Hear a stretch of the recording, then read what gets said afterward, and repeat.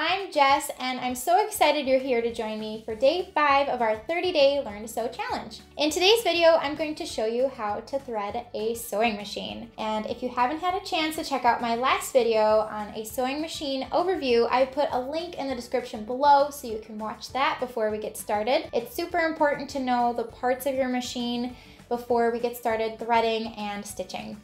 Start by turning on your machine. Lift the presser foot lever to raise the presser foot.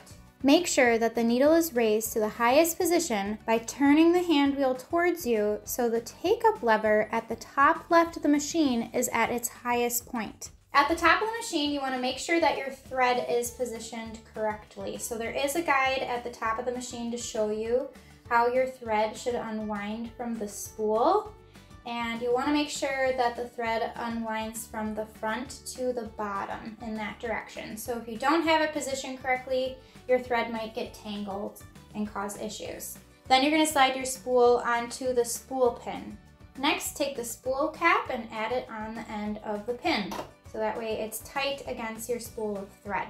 And make sure that the rounded side is on the left and the concave side is on the inside towards the spool.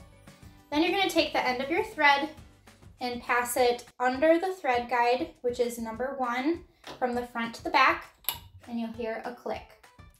And then you're going to pass it behind the thread guide cover, which is number 2. On the top of this baby lock machine, there is a number 2 with a guide. We're following the solid lines for threading the upper thread.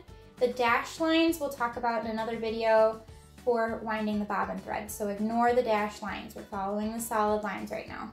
Then you're going to guide the thread through the thread channel in the order shown. So we're going to go down to number 3 and the arrow points to go back up. Number 4 is at the top. Make sure that the thread gets caught in the take-up lever. Then down to number 5. Next, you're going to slide the thread behind the needle bar thread guide, which is number 6. The thread can easily be slid behind the needle bar thread guide by holding the thread in your left hand and feeding the thread with your right hand. And there's a tiny little tab that the thread will click behind, so that way it stays within the needle bar thread guide. Next, you're going to take the end of your thread and guide it into the notch, and then guide it over number 7 into the slit of the thread guide disc. There is also a printed illustration of how to guide your thread through number 7. Then next, for number 8, you're going to place the thread into the thread cutter on the left side of the machine and pull down to cut the thread.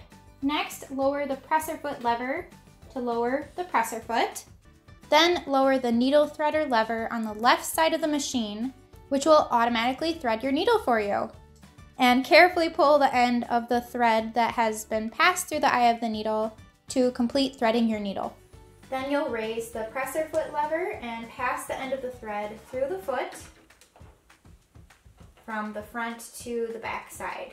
And you'll want to make sure that about 2 inches of thread is coming through past the end of the foot. Then you can lower the foot and you're ready to start sewing. I hope you found this tutorial helpful and know the basic steps and things to look for when threading your machine for the first time. I definitely recommend to refer to your machine's user manual for the exact steps on threading your specific machine. And if you can't find your user manual, you can visit the machine manufacturer's website, and I almost guarantee you that they will have a free copy there for you to download. I hope you'll check out the rest of our 30-day Learn to Sew challenge, where I'll continue to guide you through the basics of sewing, and we'll even create 6 beginner-friendly projects.